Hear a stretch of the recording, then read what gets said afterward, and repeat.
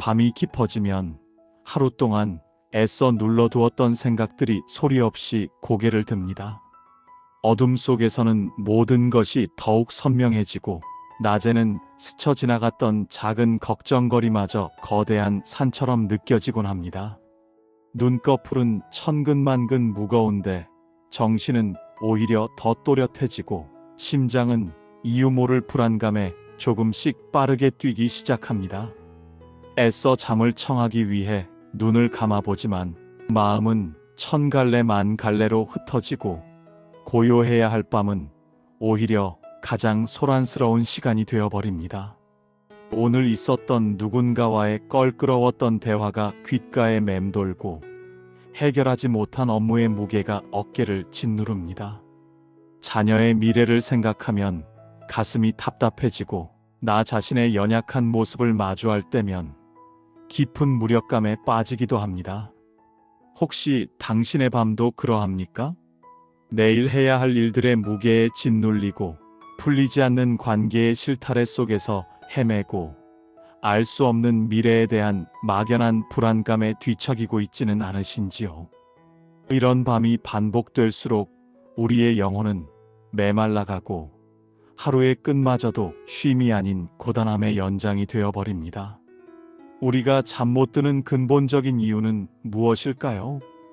그것은 아마도 우리의 마음이 진정으로 안전하다고 느끼지 못하기 때문일 것입니다.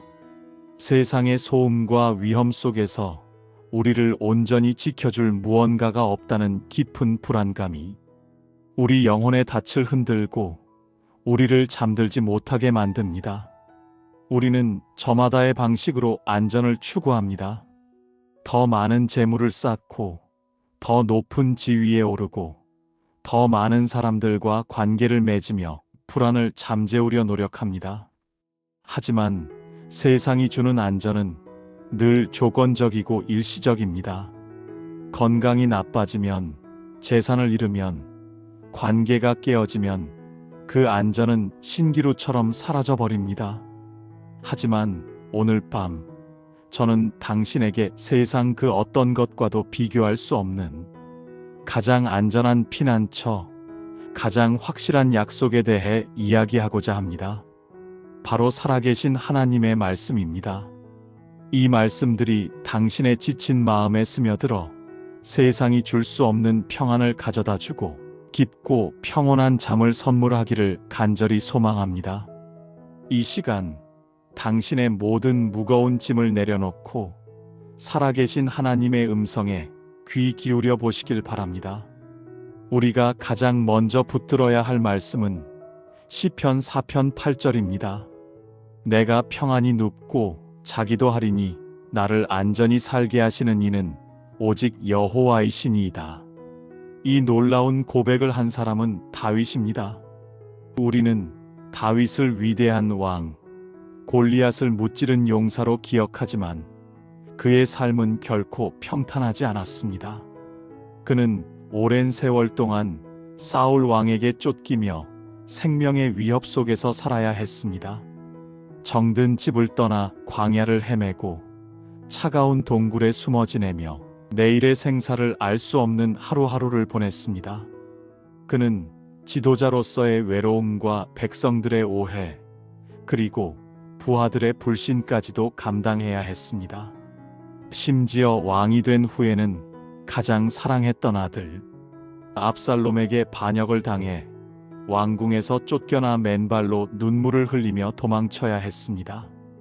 그를 따르던 수많은 백성과 신하들이 등을 돌렸고 가장 믿었던 책사 아이도벨마저 그를 배신했습니다. 인간적으로 본다면 그는 세상에서 가장 불안하고 고통스러운 밤을 보내야 마땅한 사람이었습니다. 분노와 배신감, 억울함과 두려움에 잠 못 이루는 것이 당연했을 것입니다. 그런데 그는 고백합니다. 내가 평안히 눕고 자기도 하겠다고. 이것은 단순히 잠을 자겠다는 의지를 넘어서는 믿음의 선포입니다.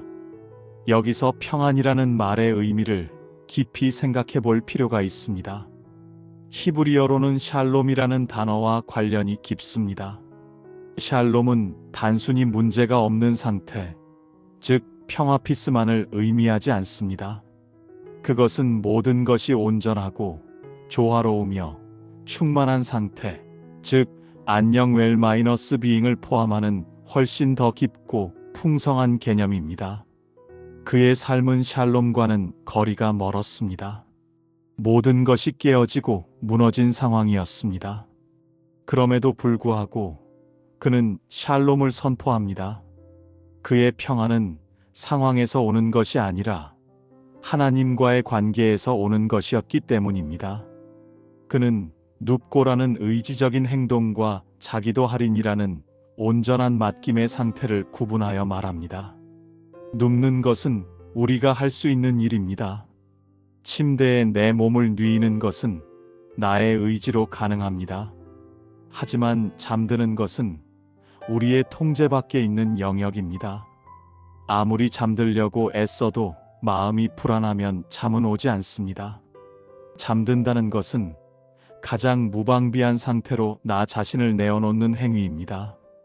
그 무방비의 시간 동안 나를 지켜줄 존재가 없다면 우리는 결코 안심하고 눈을 감을 수 없습니다. 다윗은 자신의 몸과 영혼, 심지어 통제할 수 없는 잠의 영역까지도 하나님께 온전히 맡기고 있는 것입니다. 그가 이렇게 할 수 있었던 이유는 단 하나, 나를 안전히 살게 하시는 이는 오직 여호와의 신이다라는 확신 때문이었습니다. 안전히 살게 하신다는 것은 모든 위험을 제거해 주신다는 뜻이 아닙니다. 위험 속에서도 안전하게 거하게 하신다는 뜻입니다. 사나운 짐승들이 울부짖는 광야의 밤에도, 적들의 칼날이 번뜩이는 전쟁터의 밤에도 하나님께서 함께 하시면 그곳이 바로 가장 안전한 처소가 된다는 믿음입니다. 이 믿음이 있었기에 다윗은 환경을 초월한 평안을 누릴 수 있었습니다. 오늘 당신의 밤을 위협하는 것은 무엇입니까? 재정적인 압박입니까?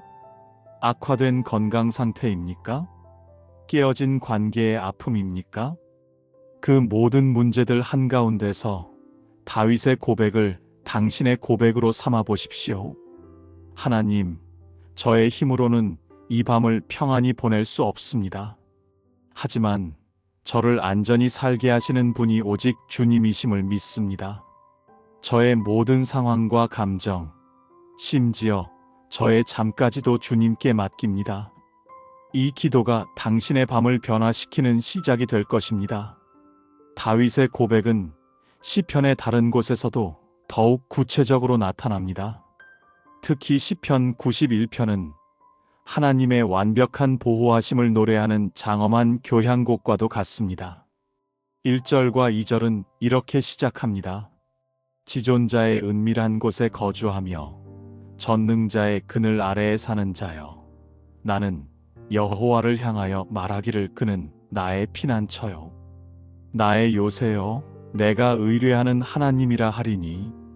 여기서 지존자의 은밀한 곳이라는 표현은 참으로 아름답습니다.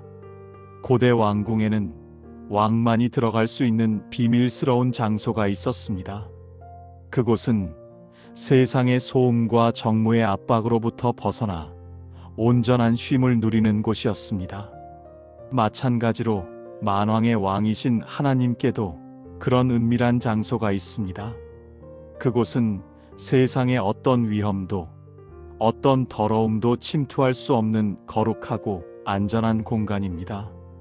우리가 기도를 통해, 말씀을 통해 하나님과의 깊은 교제 안으로 들어갈 때 우리는 바로 그 지존자의 은밀한 곳에 거하게 되는 것입니다. 거주하며라는 말은 잠시 방문하는 것이 아니라 그곳에 삶의 터전을 잡고 살아가는 것을 의미합니다. 매일 밤 잠자리에 드는 시간이 바로 이 은밀한 곳으로 들어가는 시간이 될 수 있습니다. 하루의 모든 소음을 뒤로하고 오직 주님과 독대하는 거룩한 습관을 통해 우리는 하나님의 보호하심을 날마다 체험할 수 있습니다. 전능자의 그늘 또한 놀라운 이미지입니다. 뜨거운 태양이 내리쬐는 광야에서 그늘은 생명을 지켜주는 안식처입니다. 인생이라는 광야에서 우리를 지치게 하는 수많은 시련과 고통의 열기로부터 하나님은 친히 우리의 그늘이 되어 주십니다. 그분의 전능하신 날개 아래 쉴 때 우리는 세상이 줄 수 없는 시원함과 평안을 누리게 됩니다. 시편 기자는 이러한 하나님을 나의 피난처, 나의 요새라고 고백합니다. 피난처는 갑작스러운 위험을 피해 숨는 곳이고, 요새는 적의 공격을 막아내는 견고한 성입니다. 우리의 삶에 갑작스럽게 닥쳐오는 사고나 질병, 관계의 위기 속에서 하나님은 우리의 피난처가 되어 주십니다. 또한 사탄의 끈질긴 유혹과 공격, 세상의 비난과 정죄 속에서 하나님은 우리를 안전하게 지키시는 견고한 요새가 되어 주십니다. 이 시편은 계속해서 하나님의 보호가 얼마나 구체적인지를 보여줍니다. 5절과 6절은 이렇게 노래합니다. 너는 밤에 찾아오는 공포와 낮에 날아드는 화살과 어두울 때, 퍼지는 전염병과 밝을 때 닥쳐오는 재앙을 두려워하지 아니하리로다. 하나님은 시간과 공간을 초월하여 우리를 지키십니다. 밤에 찾아오는 공포는 무엇일까요? 어둠 속에서 이유 없이 밀려오는 불안감, 악몽, 설명할 수 없는 두려움을 의미할 수 있습니다. 현대 정신의학에서 말하는 공황장애나 불안장애의 증상들과도 맞닿아 있습니다. 낮에 날아드는 화살은 예기치 못한 사고, 사람들의 악의적인 비난, 갑작스러운 해고, 통보와 같은 우리의 삶을 예리하게 파고드는 고통들을 상징할 수 있습니다. 어두울 때 퍼지는 전염병과 밝을 때 닥쳐오는 재앙은 우리의 힘으로는 도저히 막을 수 없는 거대한 재난과 질병을 의미합니다. 그런데 하나님은 이 모든 것으로부터 우리를 지켜주시겠다고 약속하십니다. 1000명과 10,000명이 우리 곁에서 쓰러질지라도 그 재앙이 우리에게 가까이 하지 못할 것이라고 말씀하십니다. 이것은 얼마나 놀라운 약속입니까? 이 약속은 단지 구약시대의 이스라엘 백성에게만 해당되는 것이 아닙니다. 오늘을 살아가는 우리, 질병의 위협과 경제적 위기, 수많은 재난의 소식 속에서 불안에 떠는 우리에게 주시는 살아있는 약속입니다. 더 나아가 하나님은 천사들을 명령하여 우리의 모든 길에서 우리를 지키게 하실 것이라고 약속하십니다. 그들의 손으로 우리를 붙들어 발이 돌에 부딪히지 않게 하실 것이라고 말씀하십니다. 하나님의 보호는 이처럼 세밀하고 인격적입니다. 우리가 느끼지 못하는 순간에도, 우리가 잠든 순간에도 하나님의 천사들은 우리를 둘러싸고 모든 위험으로부터 우리를 보호하고 있습니다. 이 진리를 믿을 때 우리는 더 이상 밤을 두려워할 필요가 없습니다. 오히려 밤은 하나님의 은밀한 곳으로 더 깊이 들어가는 시간이 될 수 있습니다. 잠자리에 누워 시편 91편을 조용히 읊조려 보십시오. 주님, 오늘 밤 제가 주님의 은밀한 곳에 거합니다. 주님의 날개 그늘 아래 쉽니다. 주님은 나의 피난처요, 나의 요새이십니다.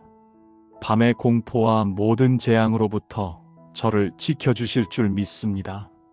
이 믿음의 기도가 당신의 잠자리를 세상에서 가장 안전한 성소로 만들어줄 것입니다. 우리를 지키시는 하나님에 대한 또 다른 위대한 노래는 시편 121편에 담겨 있습니다. 이 시편은 성전에 올라가는 순례자의 노래로 험난한 여정 속에서 오직 하나님만을 의지하겠다는 굳은 결단을 보여줍니다. 1절과 2절은 이렇게 시작합니다. 내가 산을 향하여 눈을 들리라. 나의 도움이 어디서 올까? 나의 도움은 천지를 지으신 여호와에게서로다. 고대 근동 지방에서 사는 신들이 거하는 장소로 여겨졌고, 때로는 강력한 힘이나 피난처를 상징하기도 했습니다. 하지만 시편 기자는 눈에 보이는 거대한 산들이나 세상의 강한 힘들을 의지하지 않겠다고 선포합니다. 그의 도움은 그 모든 산들을 만드신 창조주 하나님, 천지를 지으신 전능하신 하나님께로부터 온다는 것입니다. 우리의 문제들이 아무리 산처럼 거대해 보일지라도 그 산을 지으신 하나님은 더 크십니다. 이 사실을 기억할 때 우리는 문제의 크기에 압도당하지 않고 문제보다 크신 하나님을 바라볼 수 있습니다. 그리고 이 시편은 우리를 지키시는 하나님의 성품에 대해 놀라운 통찰을 제공합니다. 3절과 4절입니다. 여호와께서 너를 실족하지 아니하게 하시며 너를 지키시는 이가 졸지 아니하시리로다. 이스라엘을 지키시는 이는 졸지도 아니하시고 주무시지도 아니하시리로다. 하나님은 결코 졸지 않으시고 주무시지도 않으십니다. 이것은 인간적인 보호자와는 근본적으로 다른 점입니다. 세상에서 가장 사랑하는 부모라 할지라도, 가장 충성스러운 경호원이라 할지라도 밤에는 잠을 자야 합니다. 인간은 연약하기에 반드시 휴식이 필요합니다. 하지만 하나님은 다르십니다. 그분은 지치지 않으시며 한순간도 우리에게서 눈을 떼지 않으십니다. 우리가 깊은 잠에 빠져 아무것도 인지하지 못하는 그 순간에도 하나님은 불꽃 같은 눈동자로 우리를 지켜보고 계십니다. 우리의 호흡 하나하나를 세고 계시며 우리의 모든 필요를 살피고 계십니다. 이 얼마나 큰 위로입니까? 밤에 홀로 깨어 불안에 떨 때 기억하십시오. 당신은 결코 혼자가 아닙니다. 잠들지 않으시는 하나님께서 당신 곁을 지키고 계십니다. 하나님의 보호는 낮과 밤을 가리지 않습니다. 5절과 6절은 이렇게 말씀합니다. 여호와는 너를 지키시는 이시라. 여호와께서 내 오른쪽에서 내 그늘이 되시나니 낮에 해가 너를 상하게 하지 아니하며 밤의 달도 너를 해치지 아니하리로다. 오른쪽은 성경에서 힘과 권능, 그리고 가장 가까운 자리를 상징합니다. 하나님께서 가장 가까운 곳에서 우리의 보호자가 되어 주신다는 의미입니다. 낮의 뜨거운 해와 밤의 차가운 달빛은 고대인들에게 실질적인 위협이었습니다. 하지만 시편 기자는 그 어떤 자연적인 위협도 하나님께서 함께 하시면 우리를 해할 수 없다고 선포합니다. 이는 오늘날 우리에게 닥치는 모든 종류의 환난과 어려움으로부터 우리를 지키신다는 약속으로 확장될 수 있습니다. 마지막으로 이 시편은 하나님의 보호가 우리의 전 인격과 삶의 모든 여정을 포함한다고 선포합니다. 7절과 8절입니다. 여호와께서 너를 지켜 모든 환난을 면하게 하시며 또 내 영혼을 지키시리로다. 여호와께서 너의 출입을 지금부터 영원까지 지키시리로다. 하나님은 단지 육체적인 위험에서만 우리를 지키시는 것이 아니라 우리의 영혼을 지키십니다. 절망과 낙심, 죄의 유혹으로부터 우리의 영혼을 보호하시고 상한 마음을 치유하십니다. 또한 우리의 출입, 즉 우리가 집을 나서서 활동하는 모든 순간과 다시 집으로 돌아와 쉬는 모든 순간, 더 나아가 우리의 삶의 시작부터 끝까지, 지금부터 영원까지 지키십니다. 하나님의 보호는 이처럼 완전하고 총체적이며 영원합니다. 이 약속의 말씀을 굳게 붙들 때 우리는 어떤 밤에도 두려움 없이 잠들 수 있고 어떤 아침에도 새로운 힘으로 일어설 수 있습니다.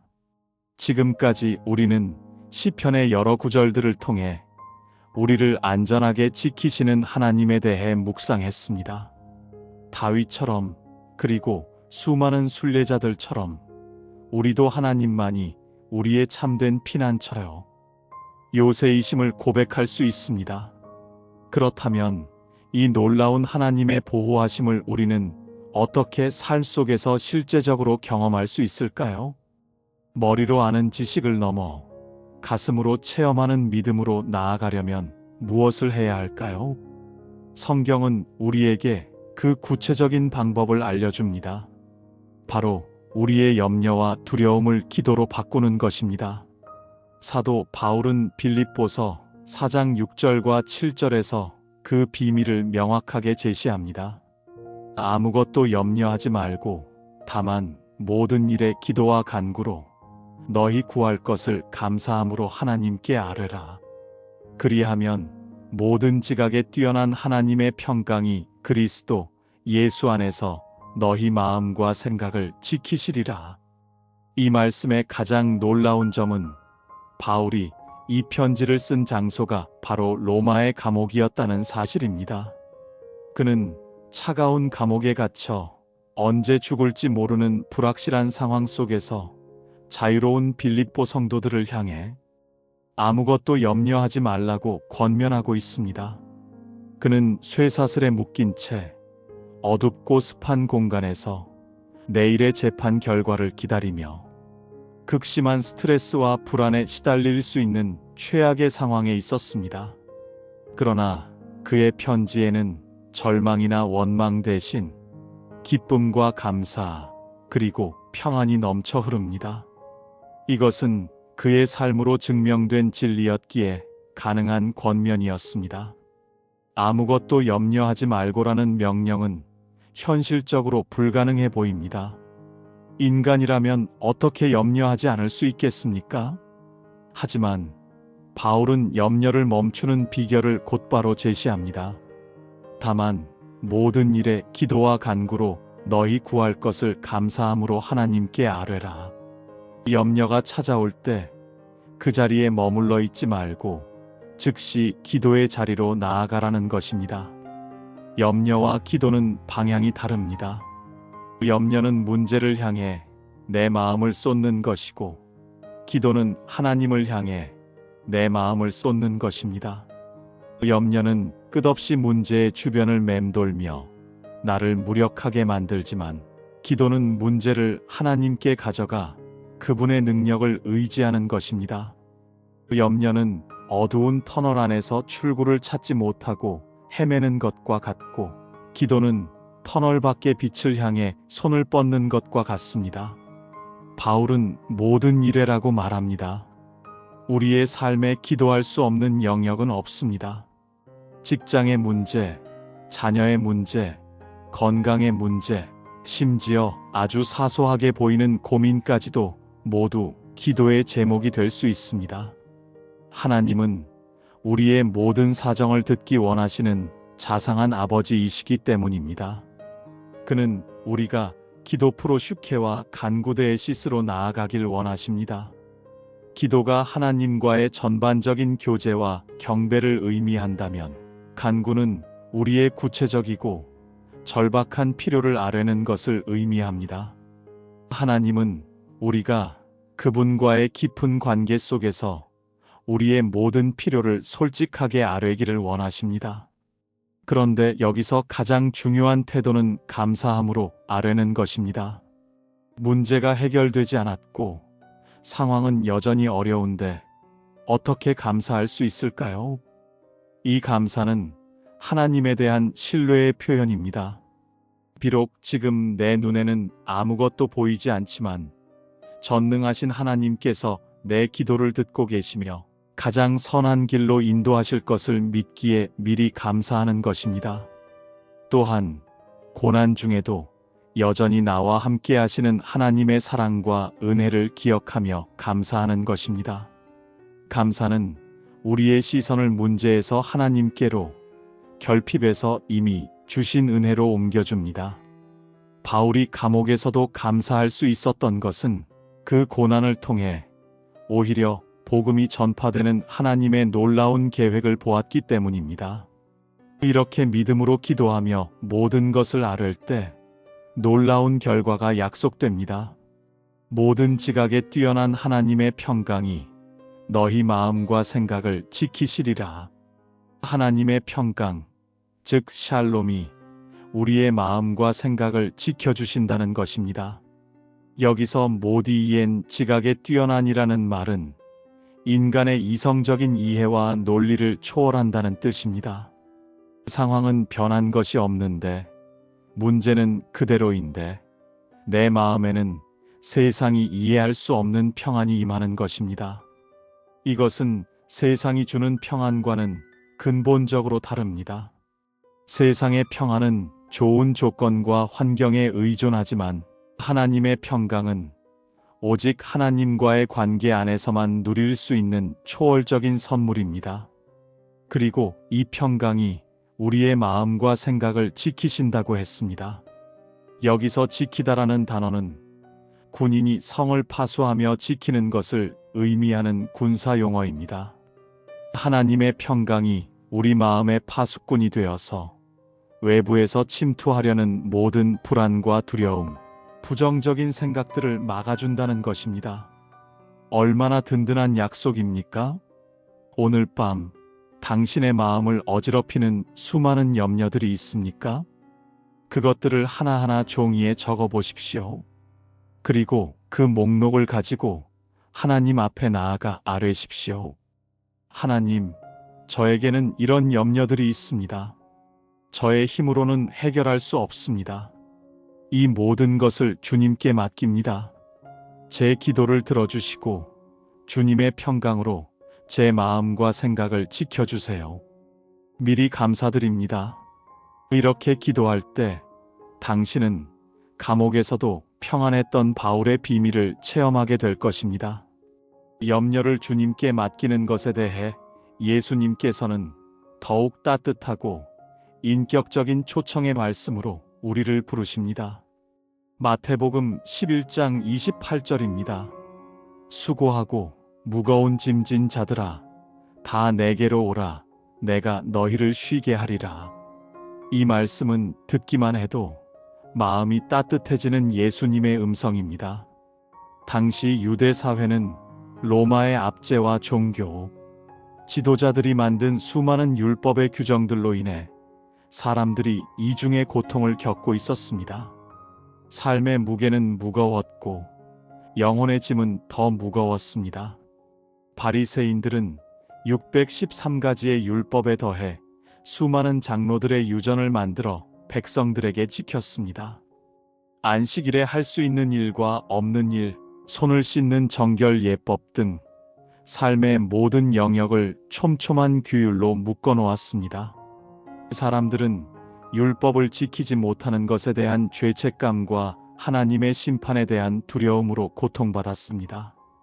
예수님은 바로 그런 사람들을 향해 그리고 오늘날 다양한 삶의 무게에 짓눌려 살아가는 우리 모두를 향해 말씀하십니다. 수고하고 무거운 짐진 자들아. 여기서 수고하다는 것은 극도로 피곤하여 탈진한 상태를 의미하고 무거운 짐은 더 이상 감당할 수 없는 한계치의 무게를 의미합니다. 혹시 당신의 삶이 그렇지 않습니까? 끝없는 경쟁과 성과주의 속에서 번아웃을 경험하고 도저히 내 힘으로는 감당할 수 없는 책임과 문제들 앞에서 절망하고 있지는 않으신지요? 예수님은 바로 그런 당신을 부르고 계십니다. 다 내게로 오라. 이 초청에는 어떤 자격 조건도 없습니다. 성공한 사람이든 실패한 사람이든 건강한 사람이든 병든 사람이든 의인이든 죄인이든 상관없이 있는 모습 그대로 나아오라고 하십니다. 우리의 상처와 연약함, 실패와 죄의 짐을 그대로 가지고 나아오라고 하십니다. 그러면 내가 너희를 쉬게 하리라고 약속하십니다. 여기서의 쉼은 단순한 육체적 휴식이 아닙니다. 영혼의 깊은 안식을 의미합니다. 모든 불안과 죄책감, 수고와 무거운 짐으로부터의 완전한 해방입니다. 이 쉼은 오직 예수님 안에서만 찾을 수 있습니다. 세상이 주는 쉼은 일시적이고 피상적입니다. 좋은 곳으로 여행을 가고 재미있는 영화를 보고 맛있는 음식을 먹어도 근본적인 영혼의 갈증과 피로는 해결되지 않습니다. 하지만 예수님께서 주시는 쉼은 우리의 존재 깊은 곳을 만지시고 회복시키는 근본적인 쉼입니다. 그분께서 우리의 죄의 짐을 대신 지시고 십자가에서 죽으셨기 때문에 우리는 그분을 믿음으로 말미암아 참된 안식을 누릴 수 있습니다. 예수님은 이어서 나는 마음이 온유하고 겸손하니 나의 멍에를 메고 내게 배우라 그리하면 너희 마음이 쉼을 얻으리니 이는 내 멍에는 쉽고 내 짐은 가벼움이라고 말씀하십니다. 세상의 짐은 우리를 억압하고 짓누르지만 예수님의 멍에는 우리를 자유롭게 하고 참된 쉼으로 인도합니다. 이 예수님의 초청을 구체적으로 받아들이는 방법에 대해 사도 베드로는 베드로전서 5장 7절에서 명확하게 알려줍니다. 너희 염려를 다 주께 맡기라 이는 그가 너희를 돌보심이라. 베드로는 누구보다 인간적인 연약함과 실패를 깊이 경험했던 사람입니다. 예수님을 3번이나 부인했던 뼈아픈 기억이 있는 그가 이제는 성도들을 향해 모든 염려를 주님께 맡기라고 권면하고 있습니다. 이것은 그의 삶 전체를 통해 배운 가장 중요한 진리였을 것입니다. 너희 염려를 다 주께 맡기라. 여기서 맡기라는 단어는 헬라어로 던져버리다라는 강한 의미를 가지고 있습니다. 무거운 돌덩이를 힘껏 던져버리듯이 우리의 염려를 하나님께 완전히 던져버리라는 것입니다. 이것은 소극적인 태도가 아니라 적극적이고 결단력 있는 믿음의 행위입니다. 많은 경우 우리는 염려를 하나님께 맡긴다고 기도하면서도 여전히 한쪽 손으로는 그 염려의 끈을 붙잡고 있습니다. 기도하고 나서도 계속 걱정하고 상황이 나아지지 않으면 다시 그 염려를 가져와 묵상합니다. 하지만 진정으로 맡긴다는 것은 그 결과까지도 하나님의 손에 온전히 내어드리는 것입니다. 내가 원하는 방식과 시간이 아닐지라도 하나님께서 가장 선하게 이루실 것을 신뢰하는 것입니다. 우리가 이렇게 모든 염려를 던져버릴 수 있는 근거는 무엇일까요? 이는 그가 너희를 돌보심이라. 하나님께서 우리를 돌보시기 때문입니다. 여기서 돌보다라는 말은 깊은 관심과 애정을 가지고 세심하게 살핀다는 의미입니다. 놀랍게도 우리가 염려하는 그 문제에 대해 하나님께서 우리보다 더 깊이 관심을 가지고 계시다는 것입니다. 자녀의 작은 아픔에도 마음 졸이는 부모처럼 하나님은 우리의 작은 신음에도 귀 기울이시고 우리의 모든 필요를 아시고 돌보고 계십니다. 이 사실을 진정으로 믿는다면 우리는 더 이상 혼자 염려의 짐을 짊어질 필요가 없습니다. 나보다 나를 더 잘 아시고 나보다 나를 더 사랑하시는 하나님께서 나를 돌보고 계시기 때문입니다. 이어서 베드로는 근신하라 깨어라. 너희 대적 마귀가 우는 사자같이 두루다니며 삼킬 자를 찾나니라고 경고합니다. 우리의 염려는 단지 심리적인 문제가 아니라 마귀가 우리를 공격하는 통로가 될 수 있다는 것입니다. 염려에 사로잡힐 때 우리는 믿음이 흔들리고 하나님과의 관계가 멀어지며 결국 영적으로 무너지게 됩니다. 그러므로 염려를 주님께 맡기는 것은 영적 전쟁에서 승리하는 중요한 전략입니다. 오늘 밤 당신을 잠 못 들게 하는 염려가 있다면 그것이 무엇이든 예수님의 초청에 응답하여 그분께 나아가십시오. 그리고 베드로의 권면을 따라 그 모든 염려를 남김없이 주님께 던져버리십시오. 그럴 때 당신은 수고하고 무거운 짐을 벗고 주님이 주시는 참된 안식과 평안 속에서 깊은 잠을 이룰 수 있게 될 것입니다. 하나님의 보호하심을 믿고 모든 염려를 기도로 바꾸어 주님께 맡겼음에도 불구하고 때로는 인생의 가장 어둡고 깊은 골짜기를 지나는 것처럼 느껴질 때가 있습니다. 사랑하는 사람을 잃는 슬픔, 갑작스러운 질병의 고통, 극심한 재정적 어려움, 깊은 배신감과 외로움 속에서 우리는 마치 사망의 그림자가 드리워진 곳을 홀로 걷는 듯한 두려움에 휩싸입니다. 바로 그런 절망의 순간에 하나님은 우리에게 가장 강력한 위로와 확신의 말씀을 주십니다. 시편 23편 4절입니다. 내가 사망의 음침한 골짜기로 다닐지라도 해를 두려워하지 않을 것은 주께서 나와 함께 하심이라. 주의 지팡이와 막대기가 나를 안위하시나이다. 이 시편을 쓴 다윗은 목자 출신이었기에 사망의 음침한 골짜기가 무엇을 의미하는지 실제적으로 알고 있었습니다. 팔레스타인 지역의 좁고 깊은 협곡은 맹수들이 숨어있기 좋고 갑작스러운 홍수에 휩쓸릴 위험이 있으며 길을 잃기 쉬운 위험한 장소였습니다.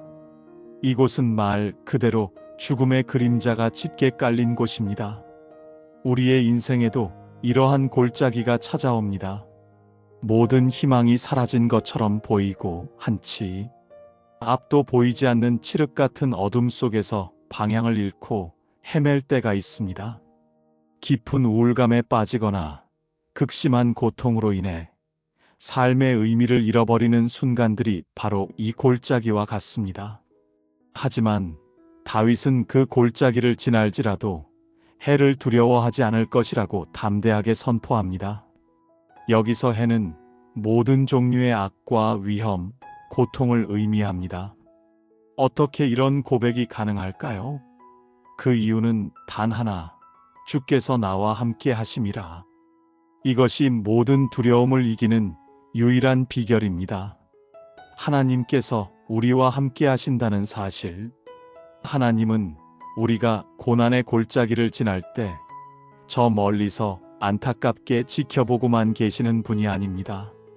하늘 보좌에 앉아 우리의 고통을 관망하시는 분도 아닙니다. 그분은 친히 골짜기 아래로 내려오셔서 우리의 손을 잡고 우리와 함께 그 어둠 속을 걸어가시는 분입니다.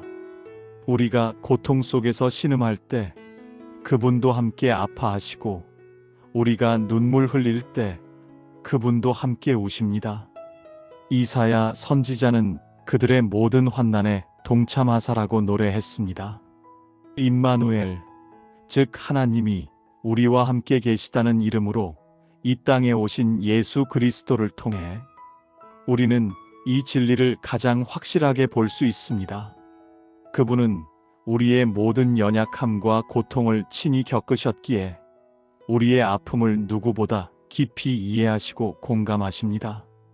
골짜기에서 가장 무서운 것은 어둠 그 자체가 아니라 홀로 남겨졌다는 외로움과 절망감입니다.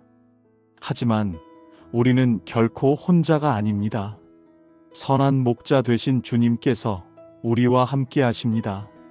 주의 지팡이와 막대기가 나를 안위하시나이다. 목자의 지팡이는 양떼를 올바른 길로 인도하고 맹수로부터 보호하며 낭떠러지에 빠진 양을 건져 올리는 데 사용됩니다. 막대기는 양의 수를 세거나 완고한 양을 징계하여 바른 길로 돌아오게 하는 데 쓰입니다. 이 두 가지 도구는 목자의 인도와 보호, 그리고 때로는 사랑의 징계까지 포함하는 모든 돌봄의 행위를 상징합니다. 하나님의 말씀과 성령의 인도하심이 우리의 지팡이와 막대기가 되어 우리를 푸른 초장과 쉴만한 물가로 인도하시고 모든 악한 세력으로부터 우리를 지키시며 우리가 잘못된 길로 갈 때는 사랑으로 바로잡아 주십니다. 이 모든 돌봄이 우리를 안위하신다고 했습니다. 안위하다는 것은 깊이 위로하고 격려하며 평안을 준다는 의미입니다.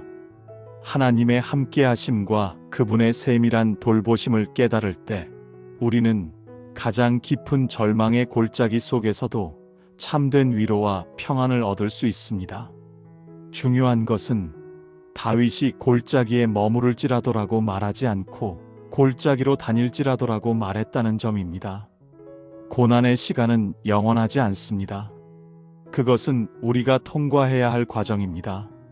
아무리 길고 어두운 터널이라도 반드시 끝이 있듯이 사망의 음침한 골짜기도 언젠가는 끝나고 그 끝에는 더 풍성한 은혜의 초장이 우리를 기다리고 있습니다.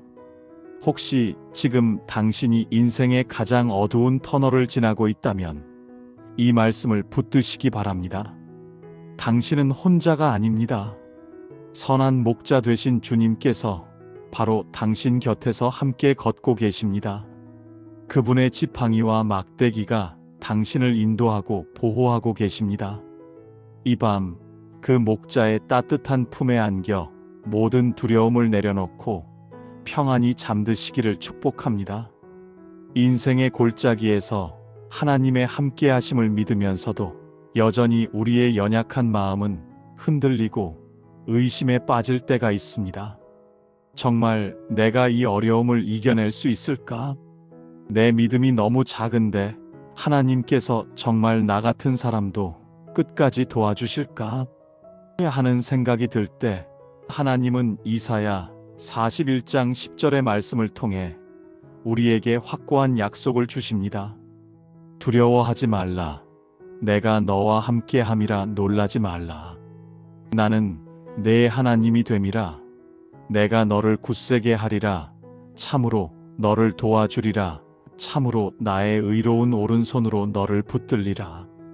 이 말씀은 바벨론 포로 생활로 인해 절망에 빠져있던 이스라엘 백성에게 주신 하나님의 음성입니다. 그들은 나라를 잃고 성전은 파괴되었으며 이방 땅에서 노예처럼 살아가며 모든 희망을 잃어버렸습니다. 하나님께서 자신들을 버리셨다고 생각했습니다. 바로 그런 그들에게 하나님은 가장 강력하고 구체적인 약속으로 찾아오셨습니다. 두려워하지 말라. 놀라지 말라. 하나님은 우리의 감정을 아십니다. 우리가 두려워하고 예상치 못한 어려움 앞에서 당황하며 놀란다는 것을 아십니다. 그래서 먼저 우리의 감정을 만져주시며 두려워할 필요가 없다고 말씀하십니다. 그 이유는 앞서 살펴본 바와 같이 내가 너와 함께하기 때문이며 나는 내 하나님이 되기 때문입니다. 이 세상의 그 어떤 것도 우리의 하나님이 될 수 없습니다. 돈도 권력도 사람도 변하고 사라지지만 우리를 창조하시고 구원하신 하나님만이 영원히 우리의 하나님이 되십니다. 그리고 하나님은 세 가지 참으로라는 강조어를 사용하시면서 우리를 향한 그분의 의지를 분명하게 보여주십니다. 첫째, 내가 너를 굳세게 하리라. 우리가 연약하여 넘어지려 할 때 하나님께서 친히 우리에게 힘을 주시고 강하게 붙들어 주시겠다는 약속입니다. 우리의 힘이 아니라 하나님의 능력으로 우리는 굳세게 설 수 있습니다. 둘째, 참으로 너를 도와주리라. 우리의 지혜와 능력으로 해결할 수 없는 문제 앞에서 하나님께서 확실하게 개입하셔서 우리를 도우시겠다는 약속입니다. 셋째, 참으로 나의 의로운 오른손으로 너를 붙들리라. 이것은 가장 강력하고 인격적인 약속입니다. 오른손은 성경에서 하나님의 능력과 권능을 상징합니다. 그 전능하신 손으로 가장 정의롭고 선한 방법으로 우리를 붙잡아 주시겠다는 것입니다. 아이가 길을 잃을까봐 부모가 손을 꼭 잡아주듯이 하나님은 우리가 인생길에서 넘어지거나 길을 잃지 않도록 그분의 강한 손으로 우리를 붙들고 계십니다. 이 약속의 말씀은 단지 이스라엘 백성에게만 주어진 것이 아닙니다. 오늘을 살아가는 우리, 수많은 인생의 문제들 앞에서 두려워하고 놀라며 자신의 연약함에 좌절하는 우리 모두에게 주시는 하나님의 살아있는 음성입니다. 이 밤 당신을 짓누르는 문제가 무엇이든 이 말씀을 믿음으로 붙잡으십시오. 하나님께서 당신과 함께 하시며 당신을 굳세게 하시고 도와주시며 그의 의로운 오른손으로 붙들고 계십니다. 이보다 더 확실한 보증은 없습니다. 이 약속 안에서 모든 두려움을 떨쳐버리고 아이가 부모의 품에서 잠들 듯 평안히 잠드시기를 바랍니다. 지금까지 살펴본 하나님의 모든 약속, 즉 보호하심과 인도하심, 위로와 도우심의 약속들을 온전히 누리기 위해 우리에게 필요한 것이 있습니다. 그것은 바로 우리 편에서의 결단과 순종입니다. 하나님은 여호수아가 가나안 정복이라는 거대한 과업 앞에서 두려워하고 있을 때 여호수아 1장 9절을 통해 이렇게 명령하셨습니다.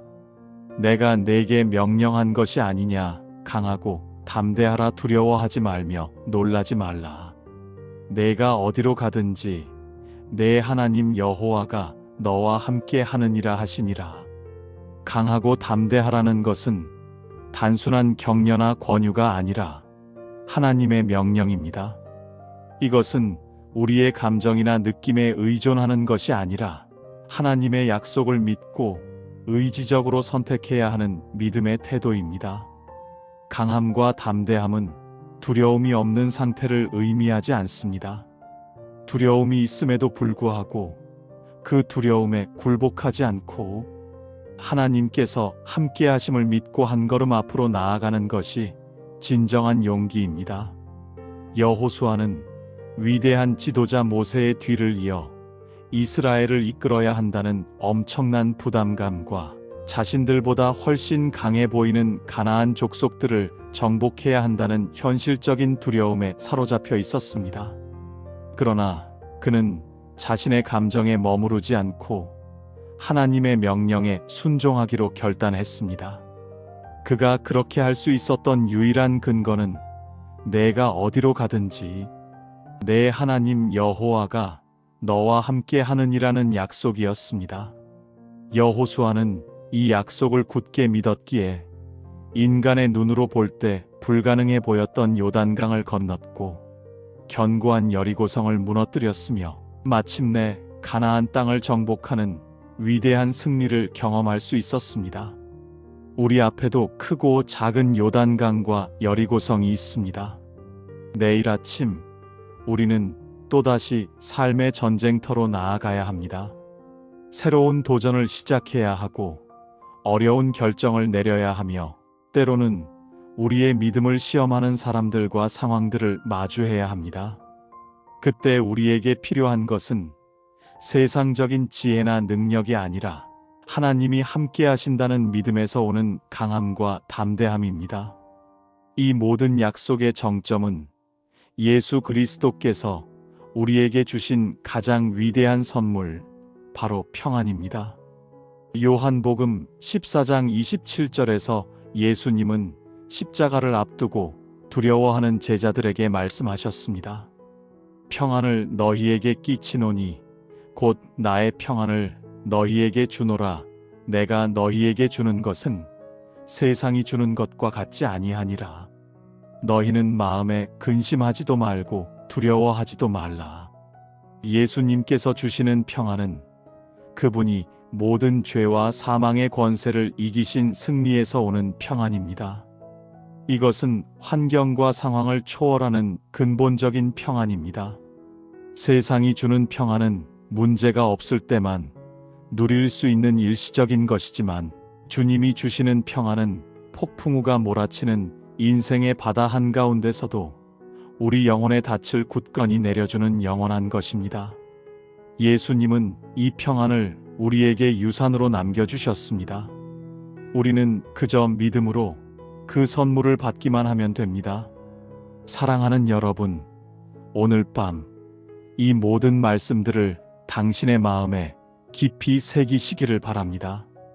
당신을 안전히 지키시는 하나님, 졸지도 주무시지도 않으시는 하나님, 당신의 모든 염려를 대신 짊어지시는 하나님, 사망의 음침한 골짜기에서도 함께 하시는 하나님, 그의 강한 오른손으로 당신을 붙드시는 하나님, 그리고 세상이 줄 수 없는 참된 평안을 선물로 주시는 우리 주 예수 그리스도를 굳게 의지하십시오.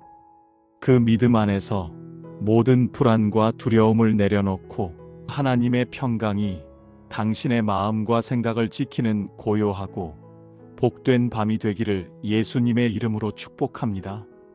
이제 그분의 사랑의 품 안에서 평안히 그리고 깊이 잠드십시오. 밤이 깊어지면 하루 동안 애써 눌러두었던 생각들이 소리 없이 고개를 듭니다.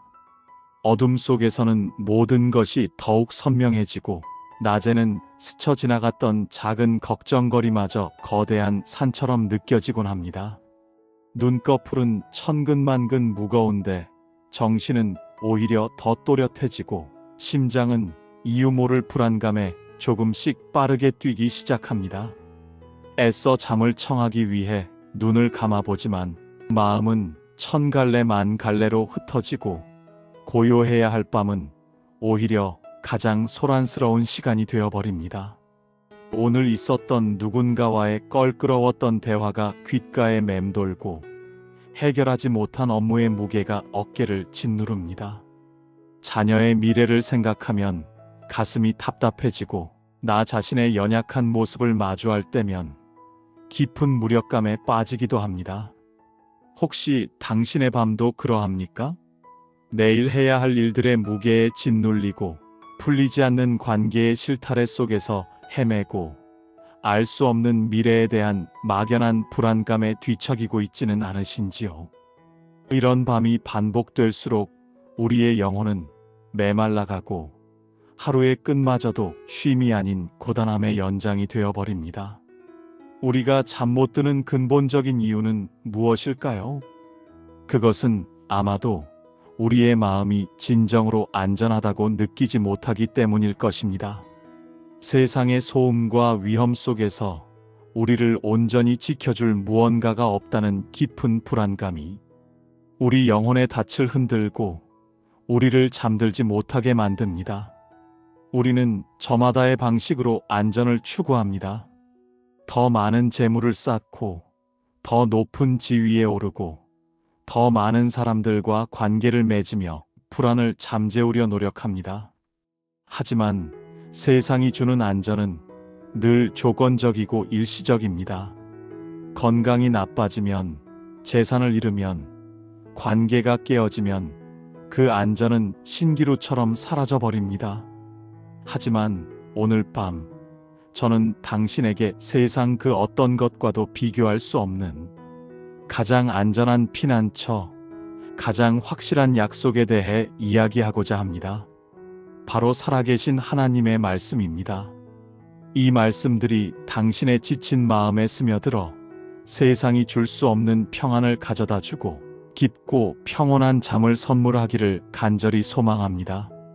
이 시간 당신의 모든 무거운 짐을 내려놓고 살아계신 하나님의 음성에 귀 기울여 보시길 바랍니다. 우리가 가장 먼저 붙들어야 할 말씀은 시편 4편 8절입니다. 내가 평안히 눕고 자기도 하리니 나를 안전히 살게 하시는 이는 오직 여호와이시니이다.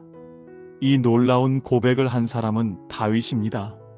우리는 다윗을 위대한 왕, 골리앗을 무찌른 용사로 기억하지만 그의 삶은 결코 평탄하지 않았습니다. 그는 오랜 세월 동안 사울 왕에게 쫓기며 생명의 위협 속에서 살아야 했습니다. 정든 집을 떠나 광야를 헤매고 차가운 동굴에 숨어 지내며 내일의 생사를 알 수 없는 하루하루를 보냈습니다. 그는 지도자로서의 외로움과 백성들의 오해, 그리고 부하들의 불신까지도 감당해야 했습니다. 심지어 왕이 된 후에는 가장 사랑했던 아들 압살롬에게 반역을 당해 왕궁에서 쫓겨나 맨발로 눈물을 흘리며 도망쳐야 했습니다. 그를 따르던 수많은 백성과 신하들이 등을 돌렸고 가장 믿었던 책사 아이도벨마저 그를 배신했습니다. 인간적으로 본다면 그는 세상에서 가장 불안하고 고통스러운 밤을 보내야 마땅한 사람이었습니다. 분노와 배신감, 억울함과 두려움에 잠 못 이루는 것이 당연했을 것입니다. 그런데 그는 고백합니다. 내가 평안히 눕고 자기도 하겠다고. 이것은 단순히 잠을 자겠다는 의지를 넘어서는 믿음의 선포입니다. 여기서 평안이라는 말의 의미를 깊이 생각해 볼 필요가 있습니다. 히브리어로는 샬롬이라는 단어와 관련이 깊습니다. 샬롬은 단순히 문제가 없는 상태, 즉 평화피스만을 의미하지 않습니다.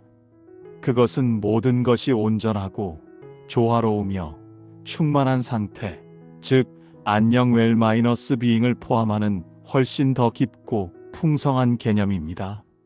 그의 삶은 샬롬과는 거리가 멀었습니다.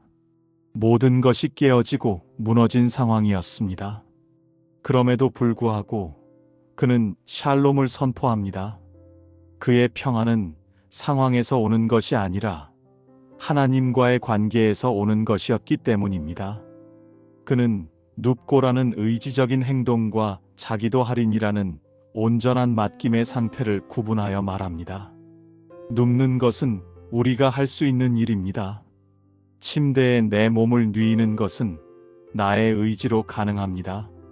하지만 잠드는 것은 우리의 통제 밖에 있는 영역입니다. 아무리 잠들려고 애써도 마음이 불안하면 잠은 오지 않습니다. 잠든다는 것은 가장 무방비한 상태로 나 자신을 내어놓는 행위입니다. 그 무방비의 시간 동안 나를 지켜줄 존재가 없다면 우리는 결코 안심하고 눈을 감을 수 없습니다.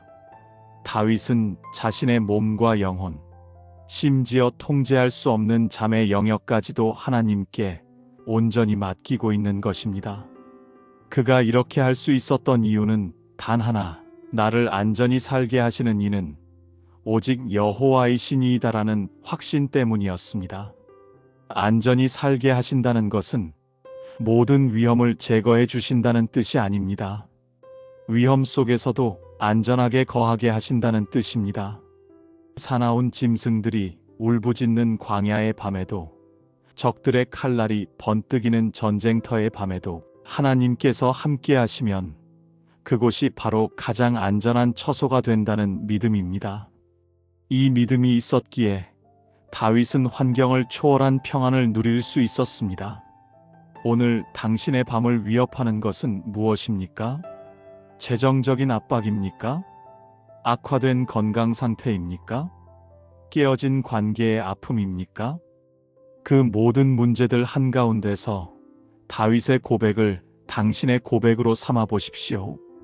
하나님, 저의 힘으로는 이 밤을 평안히 보낼 수 없습니다. 하지만 저를 안전히 살게 하시는 분이 오직 주님이심을 믿습니다. 저의 모든 상황과 감정, 심지어 저의 잠까지도 주님께 맡깁니다.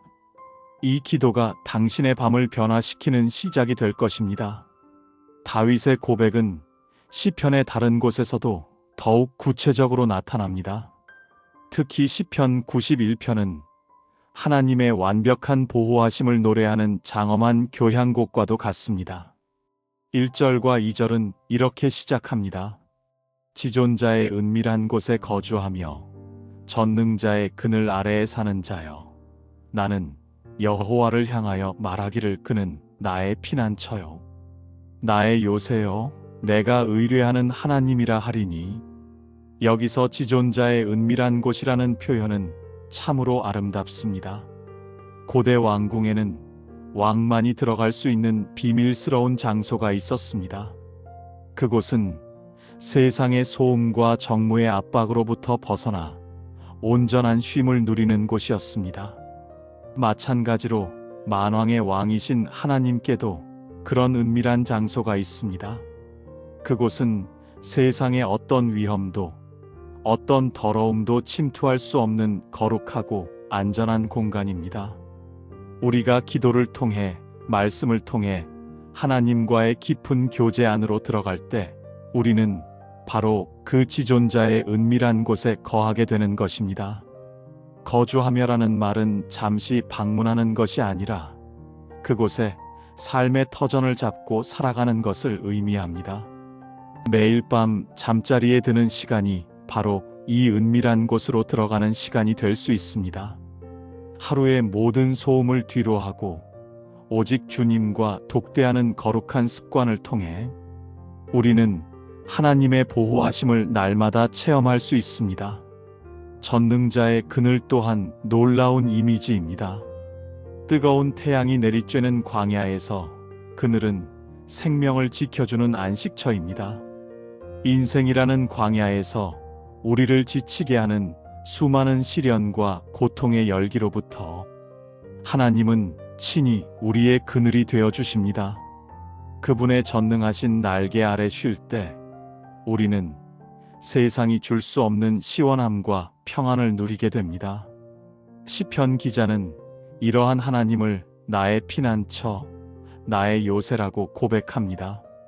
피난처는 갑작스러운 위험을 피해 숨는 곳이고 요새는 적의 공격을 막아내는 견고한 성입니다.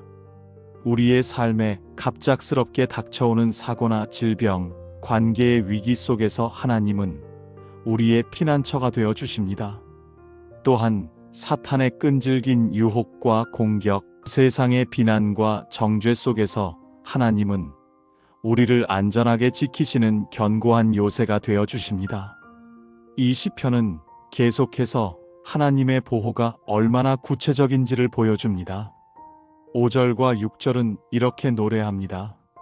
너는 밤에 찾아오는 공포와 낮에 날아드는 화살과 어두울 때, 퍼지는 전염병과 밝을 때 닥쳐오는 재앙을 두려워하지 아니하리로다. 하나님은 시간과 공간을 초월하여 우리를 지키십니다. 밤에 찾아오는 공포는 무엇일까요? 어둠 속에서 이유 없이 밀려오는 불안감, 악몽, 설명할 수 없는 두려움을 의미할 수 있습니다. 현대 정신의학에서 말하는 공황장애나 불안장애의 증상들과도 맞닿아 있습니다. 낮에 날아드는 화살은 예기치 못한 사고, 사람들의 악의적인 비난, 갑작스러운 해고, 통보와 같은 우리의 삶을 예리하게 파고드는 고통들을 상징할 수 있습니다. 어두울 때 퍼지는 전염병과 밝을 때 닥쳐오는 재앙은 우리의 힘으로는 도저히 막을 수 없는 거대한 재난과 질병을 의미합니다. 그런데 하나님은 이 모든 것으로부터 우리를 지켜주시겠다고 약속하십니다. 1000명과 10,000명이 우리 곁에서 쓰러질지라도 그 재앙이 우리에게 가까이 하지 못할 것이라고 말씀하십니다. 이것은 얼마나 놀라운 약속입니까? 이 약속은 단지 구약시대의 이스라엘 백성에게만 해당되는 것이 아닙니다. 오늘을 살아가는 우리, 질병의 위협과 경제적 위기, 수많은 재난의 소식 속에서 불안에 떠는 우리에게 주시는 살아있는 약속입니다. 더 나아가 하나님은 천사들을 명령하여 우리의 모든 길에서 우리를 지키게 하실 것이라고 약속하십니다. 그들의 손으로 우리를 붙들어 발이 돌에 부딪히지 않게 하실 것이라고 말씀하십니다. 하나님의 보호는 이처럼 세밀하고 인격적입니다. 우리가 느끼지 못하는 순간에도, 우리가 잠든 순간에도 하나님의 천사들은 우리를 둘러싸고 모든 위험으로부터 우리를 보호하고 있습니다. 이 진리를 믿을 때 우리는 더 이상 밤을 두려워할 필요가 없습니다. 오히려 밤은 하나님의 은밀한 곳으로 더 깊이 들어가는 시간이 될 수 있습니다. 잠자리에 누워 시편 91편을 조용히 읊조려 보십시오. 주님, 오늘 밤 제가 주님의 은밀한 곳에 거합니다. 주님의 날개 그늘 아래 쉽니다. 주님은 나의 피난처요, 나의 요새이십니다. 밤의 공포와 모든 재앙으로부터 저를 지켜주실 줄 믿습니다. 이 믿음의 기도가 당신의 잠자리를 세상에서 가장 안전한 성소로 만들어줄 것입니다. 우리를 지키시는 하나님에 대한 또 다른 위대한 노래는 시편 121편에 담겨 있습니다. 이 시편은 성전에 올라가는 순례자의 노래로 험난한 여정 속에서 오직 하나님만을 의지하겠다는 굳은 결단을 보여줍니다. 1절과 2절은 이렇게 시작합니다. 내가 산을 향하여 눈을 들리라. 나의 도움이 어디서 올까? 나의 도움은 천지를 지으신 여호와에게서로다. 고대 근동 지방에서 산은 신들이 거하는 장소로 여겨졌고 때로는 강력한 힘이나 피난처를 상징하기도 했습니다.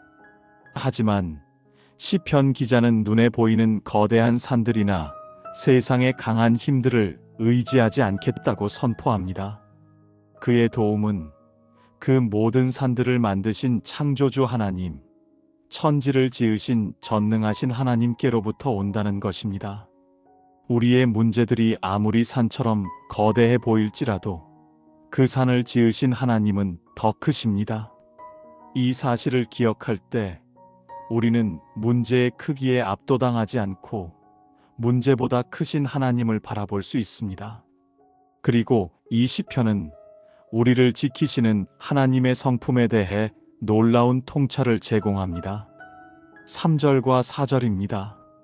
여호와께서 너를 실족하지 아니하게 하시며 너를 지키시는 이가 졸지 아니하시리로다. 이스라엘을 지키시는 이는 졸지도 아니하시고 주무시지도 아니하시리로다. 하나님은 결코 졸지 않으시고 주무시지도 않으십니다. 이것은 인간적인 보호자와는 근본적으로 다른 점입니다. 세상에서 가장 사랑하는 부모라 할지라도, 가장 충성스러운 경호원이라 할지라도 밤에는 잠을 자야 합니다. 인간은 연약하기에 반드시 휴식이 필요합니다. 하지만 하나님은 다르십니다. 그분은 지치지 않으시며 한순간도 우리에게서 눈을 떼지 않으십니다. 우리가 깊은 잠에 빠져 아무것도 인지하지 못하는 그 순간에도 하나님은 불꽃 같은 눈동자로 우리를 지켜보고 계십니다. 우리의 호흡 하나하나를 세고 계시며 우리의 모든 필요를 살피고 계십니다. 이 얼마나 큰 위로입니까? 밤에 홀로 깨어 불안에 떨 때 기억하십시오. 당신은 결코 혼자가 아닙니다. 잠들지 않으시는 하나님께서 당신 곁을 지키고 계십니다. 하나님의 보호는 낮과 밤을 가리지 않습니다. 5절과 6절은 이렇게 말씀합니다. 여호와는 너를 지키시는 이시라. 여호와께서 내 오른쪽에서 내 그늘이 되시나니 낮에 해가 너를 상하게 하지 아니하며 밤의 달도 너를 해치지 아니하리로다. 오른쪽은 성경에서 힘과 권능, 그리고 가장 가까운 자리를 상징합니다. 하나님께서 가장 가까운 곳에서 우리의 보호자가 되어 주신다는 의미입니다. 낮의 뜨거운 해와 밤의 차가운 달빛은 고대인들에게 실질적인 위협이었습니다. 하지만 시편 기자는 그 어떤 자연적인 위협도 하나님께서 함께 하시면 우리를 해할 수 없다고 선포합니다. 이는 오늘날 우리에게 닥치는 모든 종류의 환난과 어려움으로부터 우리를 지키신다는 약속으로 확장될 수 있습니다. 마지막으로 이 시편은 하나님의 보호가 우리의 전 인격과 삶의 모든 여정을 포함한다고 선포합니다. 7절과 8절입니다. 여호와께서 너를 지켜 모든 환난을 면하게 하시며 또 내 영혼을 지키시리로다. 여호와께서 너의 출입을 지금부터 영원까지 지키시리로다. 하나님은 단지 육체적인 위험에서만 우리를 지키시는 것이 아니라 우리의 영혼을 지키십니다. 절망과 낙심, 죄의 유혹으로부터 우리의 영혼을 보호하시고 상한 마음을 치유하십니다. 또한 우리의 출입, 즉 우리가 집을 나서서 활동하는 모든 순간과 다시 집으로 돌아와 쉬는 모든 순간, 더 나아가 우리의 삶의 시작부터 끝까지, 지금부터 영원까지 지키십니다. 하나님의 보호는 이처럼 완전하고 총체적이며 영원합니다. 이 약속의 말씀을 굳게 붙들 때 우리는 어떤 밤에도 두려움 없이 잠들 수 있고 어떤 아침에도 새로운 힘으로 일어설 수 있습니다. 지금까지 우리는 시편의 여러 구절들을 통해 우리를 안전하게 지키시는 하나님에 대해 묵상했습니다. 다윗처럼 그리고 수많은 순례자들처럼 우리도 하나님만이 우리의 참된 피난처요, 요새이심을 고백할 수 있습니다. 그렇다면 이 놀라운 하나님의 보호하심을 우리는 어떻게 삶 속에서 실제적으로 경험할 수 있을까요? 머리로 아는 지식을 넘어 가슴으로 체험하는 믿음으로 나아가려면 무엇을 해야 할까요? 성경은 우리에게 그 구체적인 방법을 알려줍니다.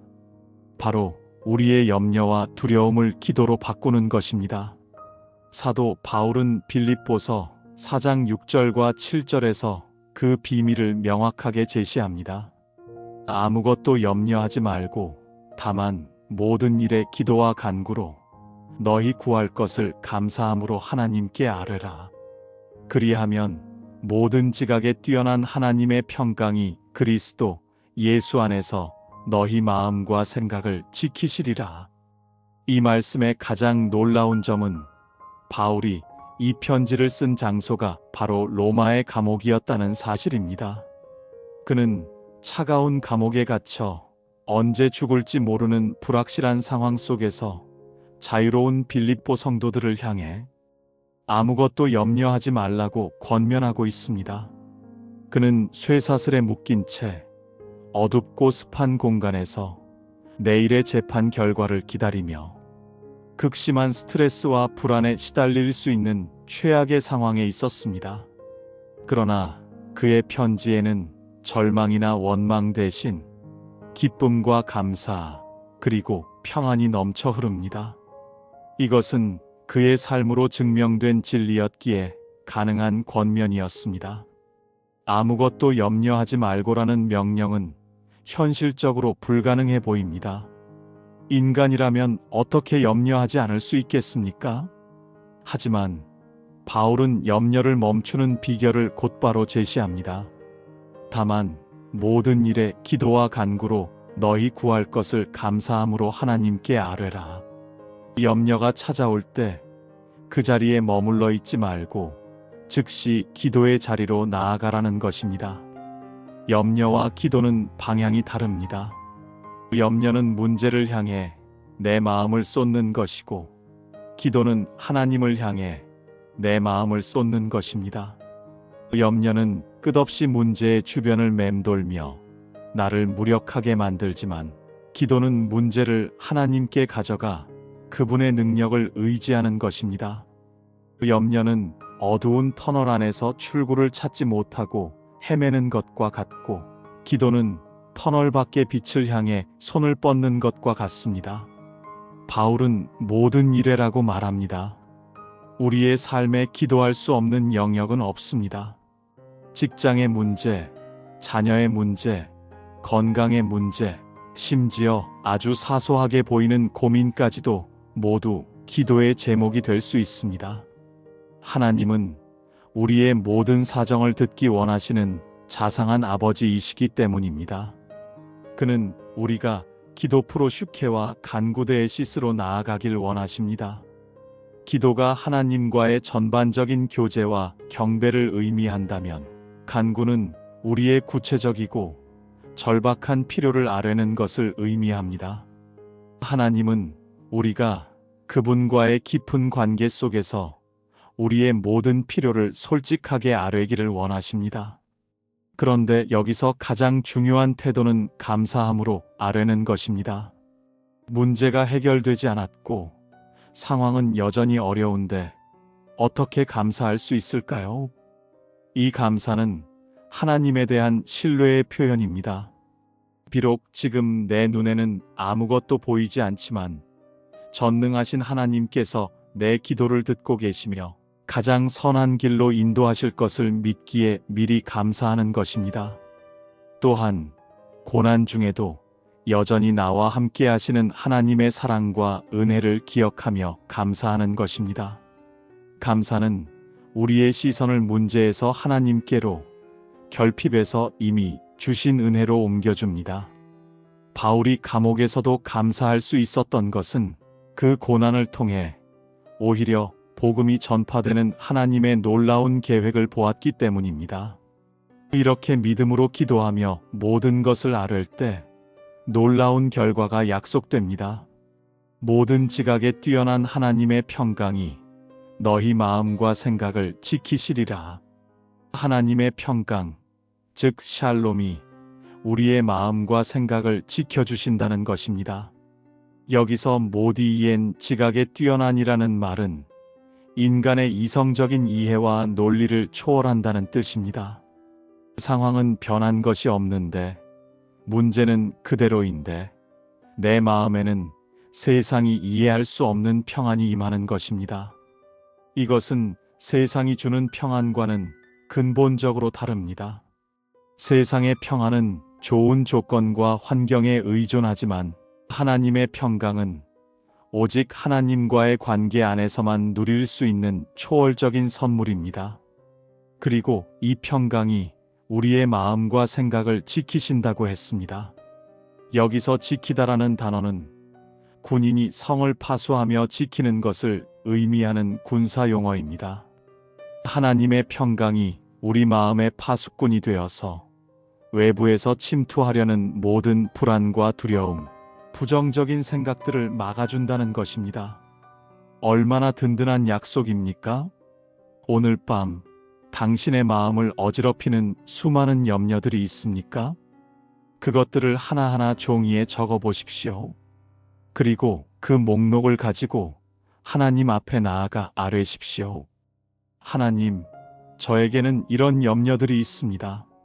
저의 힘으로는 해결할 수 없습니다. 이 모든 것을 주님께 맡깁니다. 제 기도를 들어주시고 주님의 평강으로 제 마음과 생각을 지켜주세요. 미리 감사드립니다. 이렇게 기도할 때 당신은 감옥에서도 평안했던 바울의 비밀을 체험하게 될 것입니다. 염려를 주님께 맡기는 것에 대해 예수님께서는 더욱 따뜻하고 인격적인 초청의 말씀으로 우리를 부르십니다. 마태복음 11장 28절입니다. 수고하고 무거운 짐진 자들아, 다 내게로 오라. 내가 너희를 쉬게 하리라. 이 말씀은 듣기만 해도 마음이 따뜻해지는 예수님의 음성입니다. 당시 유대 사회는 로마의 압제와 종교, 지도자들이 만든 수많은 율법의 규정들로 인해 사람들이 이중의 고통을 겪고 있었습니다.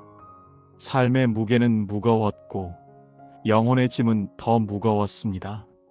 바리새인들은 613가지의 율법에 더해 수많은 장로들의 유전을 만들어 백성들에게 지켰습니다.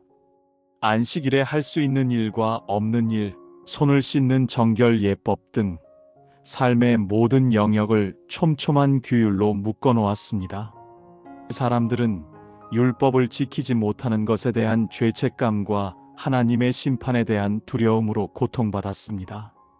예수님은 바로 그런 사람들을 향해 그리고 오늘날 다양한 삶의 무게에 짓눌려 살아가는 우리 모두를 향해 말씀하십니다. 수고하고 무거운 짐진 자들아. 여기서 수고하다는 것은 극도로 피곤하여 탈진한 상태를 의미하고 무거운 짐은 더 이상 감당할 수 없는 한계치의 무게를 의미합니다. 혹시 당신의 삶이 그렇지 않습니까? 끝없는 경쟁과 성과주의 속에서 번아웃을 경험하고 도저히 내 힘으로는 감당할 수 없는 책임과 문제들 앞에서 절망하고 있지는 않으신지요? 예수님은 바로 그런 당신을 부르고 계십니다. 다 내게로 오라. 이 초청에는 어떤 자격 조건도 없습니다. 성공한 사람이든 실패한 사람이든 건강한 사람이든 병든 사람이든 의인이든 죄인이든 상관없이 있는 모습 그대로 나아오라고 하십니다.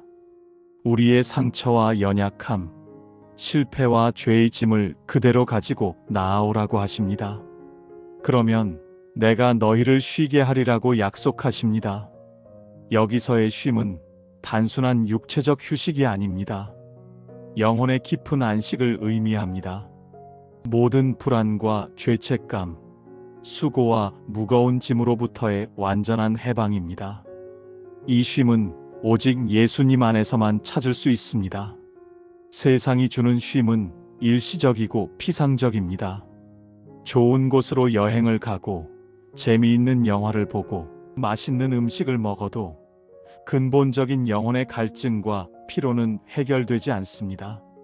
하지만 예수님께서 주시는 쉼은 우리의 존재 깊은 곳을 만지시고 회복시키는 근본적인 쉼입니다. 그분께서 우리의 죄의 짐을 대신 지시고 십자가에서 죽으셨기 때문에 우리는 그분을 믿음으로 말미암아 참된 안식을 누릴 수 있습니다. 예수님은 이어서 나는 마음이 온유하고 겸손하니 나의 멍에를 메고 내게 배우라 그리하면 너희 마음이 쉼을 얻으리니 이는 내 멍에는 쉽고 내 짐은 가벼움이라고 말씀하십니다. 세상의 짐은 우리를 억압하고 짓누르지만 예수님의 멍에는 우리를 자유롭게 하고 참된 쉼으로 인도합니다. 이 예수님의 초청을 구체적으로 받아들이는 방법에 대해 사도 베드로는 베드로전서 5장 7절에서 명확하게 알려줍니다. 너희 염려를 다 주께 맡기라 이는 그가 너희를 돌보심이라. 베드로는 누구보다 인간적인 연약함과 실패를 깊이 경험했던 사람입니다. 예수님을 3번이나 부인했던 뼈아픈 기억이 있는 그가 이제는 성도들을 향해 모든 염려를 주님께 맡기라고 권면하고 있습니다. 이것은 그의 삶 전체를 통해 배운 가장 중요한 진리였을 것입니다. 너희 염려를 다 주께 맡기라.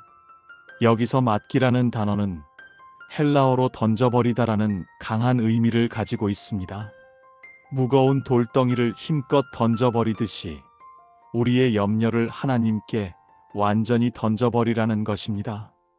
이것은 소극적인 태도가 아니라 적극적이고 결단력 있는 믿음의 행위입니다. 많은 경우 우리는 염려를 하나님께 맡긴다고 기도하면서도 여전히 한쪽 손으로는 그 염려의 끈을 붙잡고 있습니다. 기도하고 나서도 계속 걱정하고 상황이 나아지지 않으면 다시 그 염려를 가져와 묵상합니다. 하지만 진정으로 맡긴다는 것은 그 결과까지도 하나님의 손에 온전히 내어드리는 것입니다. 내가 원하는 방식과 시간이 아닐지라도 하나님께서 가장 선하게 이루실 것을 신뢰하는 것입니다. 우리가 이렇게 모든 염려를 던져버릴 수 있는 근거는 무엇일까요? 이는 그가 너희를 돌보심이라. 하나님께서 우리를 돌보시기 때문입니다. 여기서 돌보다라는 말은 깊은 관심과 애정을 가지고 세심하게 살핀다는 의미입니다. 놀랍게도 우리가 염려하는 그 문제에 대해 하나님께서 우리보다 더 깊이 관심을 가지고 계시다는 것입니다. 자녀의 작은 아픔에도 마음 졸이는 부모처럼 하나님은 우리의 작은 신음에도 귀 기울이시고 우리의 모든 필요를 아시고 돌보고 계십니다. 이 사실을 진정으로 믿는다면 우리는 더 이상 혼자 염려의 짐을 짊어질 필요가 없습니다. 나보다 나를 더 잘 아시고 나보다 나를 더 사랑하시는 하나님께서 나를 돌보고 계시기 때문입니다. 이어서 베드로는 근신하라 깨어라. 너희 대적 마귀가 우는 사자같이 두루다니며 삼킬 자를 찾나니라고 경고합니다. 우리의 염려는 단지 심리적인 문제가 아니라 마귀가 우리를 공격하는 통로가 될 수 있다는 것입니다. 염려에 사로잡힐 때 우리는 믿음이 흔들리고 하나님과의 관계가 멀어지며 결국 영적으로 무너지게 됩니다. 그러므로 염려를 주님께 맡기는 것은 영적 전쟁에서 승리하는 중요한 전략입니다. 오늘 밤 당신을 잠 못 들게 하는 염려가 있다면 그것이 무엇이든 예수님의 초청에 응답하여 그분께 나아가십시오. 그리고 베드로의 권면을 따라 그 모든 염려를 남김없이 주님께 던져버리십시오. 그럴 때 당신은 수고하고 무거운 짐을 벗고 주님이 주시는 참된 안식과 평안 속에서 깊은 잠을 이룰 수 있게 될 것입니다. 하나님의 보호하심을 믿고 모든 염려를 기도로 바꾸어 주님께 맡겼음에도 불구하고 때로는 인생의 가장 어둡고 깊은 골짜기를 지나는 것처럼 느껴질 때가 있습니다. 사랑하는 사람을 잃는 슬픔, 갑작스러운 질병의 고통, 극심한 재정적 어려움, 깊은 배신감과 외로움 속에서 우리는 마치 사망의 그림자가 드리워진 곳을 홀로 걷는 듯한 두려움에 휩싸입니다. 바로 그런 절망의 순간에 하나님은 우리에게 가장 강력한 위로와 확신의 말씀을 주십니다. 시편 23편 4절입니다. 내가 사망의 음침한 골짜기로 다닐지라도 해를 두려워하지 않을 것은 주께서 나와 함께 하심이라. 주의 지팡이와 막대기가 나를 안위하시나이다. 이 시편을 쓴 다윗은 목자 출신이었기에 사망의 음침한 골짜기가 무엇을 의미하는지 실제적으로 알고 있었습니다. 팔레스타인 지역의 좁고 깊은 협곡은 맹수들이 숨어있기 좋고 갑작스러운 홍수에 휩쓸릴 위험이 있으며 길을 잃기 쉬운 위험한 장소였습니다. 이곳은 말 그대로 죽음의 그림자가 짙게 깔린 곳입니다. 우리의 인생에도 이러한 골짜기가 찾아옵니다. 모든 희망이 사라진 것처럼 보이고 한치 앞도 보이지 않는 칠흑 같은 어둠 속에서 방향을 잃고 헤맬 때가 있습니다. 깊은 우울감에 빠지거나 극심한 고통으로 인해 삶의 의미를 잃어버리는 순간들이 바로 이 골짜기와 같습니다. 하지만 다윗은 그 골짜기를 지날지라도 해를 두려워하지 않을 것이라고 담대하게 선포합니다. 여기서 해는 모든 종류의 악과 위험, 고통을 의미합니다. 어떻게 이런 고백이 가능할까요? 그 이유는 단 하나, 주께서 나와 함께 하심이라. 이것이 모든 두려움을 이기는 유일한 비결입니다. 하나님께서 우리와 함께 하신다는 사실. 하나님은 우리가 고난의 골짜기를 지날 때 저 멀리서 안타깝게 지켜보고만 계시는 분이 아닙니다. 하늘 보좌에 앉아 우리의 고통을 관망하시는 분도 아닙니다. 그분은 친히 골짜기 아래로 내려오셔서 우리의 손을 잡고 우리와 함께 그 어둠 속을 걸어가시는 분입니다. 우리가 고통 속에서 신음할 때 그분도 함께 아파하시고 우리가 눈물 흘릴 때 그분도 함께 우십니다. 이사야 선지자는 그들의 모든 환난에 동참하사라고 노래했습니다. 임마누엘, 즉 하나님이 우리와 함께 계시다는 이름으로 이 땅에 오신 예수 그리스도를 통해 우리는 이 진리를 가장 확실하게 볼 수 있습니다. 그분은 우리의 모든 연약함과 고통을 친히 겪으셨기에 우리의 아픔을 누구보다 깊이 이해하시고 공감하십니다. 골짜기에서 가장 무서운 것은 어둠 그 자체가 아니라 홀로 남겨졌다는 외로움과 절망감입니다. 하지만 우리는 결코 혼자가 아닙니다. 선한 목자 되신 주님께서 우리와 함께 하십니다. 주의 지팡이와 막대기가 나를 안위하시나이다. 목자의 지팡이는 양떼를 올바른 길로 인도하고 맹수로부터 보호하며 낭떠러지에 빠진 양을 건져 올리는 데 사용됩니다. 막대기는 양의 수를 세거나 완고한 양을 징계하여 바른 길로 돌아오게 하는 데 쓰입니다. 이 두 가지 도구는 목자의 인도와 보호, 그리고 때로는 사랑의 징계까지 포함하는 모든 돌봄의 행위를 상징합니다. 하나님의 말씀과 성령의 인도하심이 우리의 지팡이와 막대기가 되어 우리를 푸른 초장과 쉴만한 물가로 인도하시고 모든 악한 세력으로부터 우리를 지키시며 우리가 잘못된 길로 갈 때는 사랑으로 바로잡아 주십니다. 이 모든 돌봄이 우리를 안위하신다고 했습니다.